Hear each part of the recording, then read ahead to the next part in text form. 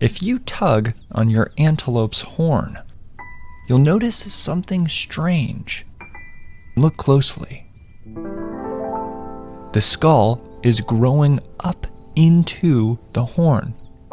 So what would it look like if I pulled it all the way off?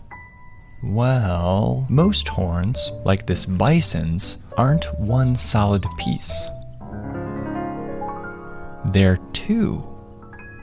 A bony core inside a hard sheath. In some animals, the core takes up a little of the horn, like in this goat horn, but in others, it takes up